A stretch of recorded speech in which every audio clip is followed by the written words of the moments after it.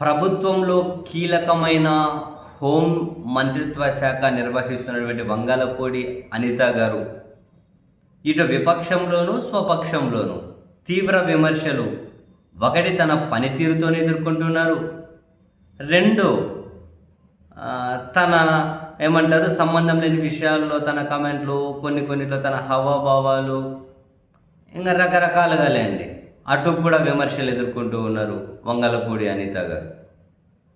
ఇటు తన పనితీరు పరంగా అయితే ఇంతకుముందే ఉప ముఖ్యమంత్రి గారు తీవ్ర విమర్శలు చేసి ఉన్నారు. ఆ తర్వాత మేడం ప్రతిసారి పాపం ఉప ముఖ్యమంత్రిని ప్రసన్నం చేసుకునే ఆయనను పొగిడి పెడుతూ ఉన్నారు.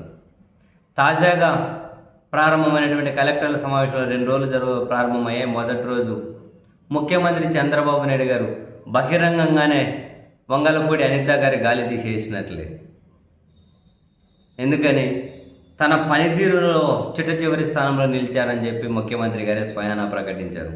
అంటే ఫైళ్ళ క్లియరెన్స్ ఆధారంగా ఇప్పుడు అచ్చెన్నాయుడు గారు తన దగ్గరకు వచ్చిన ఫైల్స్ క్లియర్ చేయడంలో యావరేజ్గా ఒక ఫైల్కి 5 గంటల 50 నిమిషాలు టైం తీసుకుంటూ ఉంటే 5 గంటల 50 నిమిషాలు వంగలపూడి అనిత గారు ఏకంగా 4 రోజుల్లో 9 గంటలు, అంటే దగ్గర 105 గంటలు.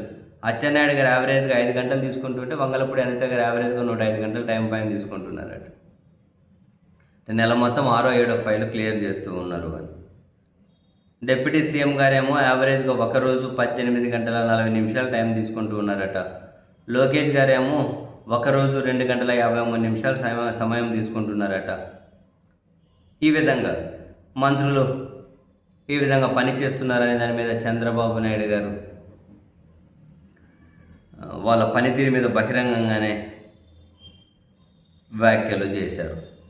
సో వంగలపూడి అనిత గారి కీలకమైన హోంమంత్రిత్వ శాఖ చిన్నపిల్లల మీద అత్యాచారాలు జరిగినా, అఘాయిత్యాలు జరిగినా, మహిళల మీద ఇంకేం జరిగినా ఆమె స్పందించడం లేదు, కనీసం వెళ్ళి కుటుంబాలను పరామర్శిస్తున్నది లేదు, తన పనితీరు బాగోలేదని చెప్పి సొంత ప్రభుత్వంలో వాళ్ళే విమర్శలు చేస్తూ ఉన్నారు.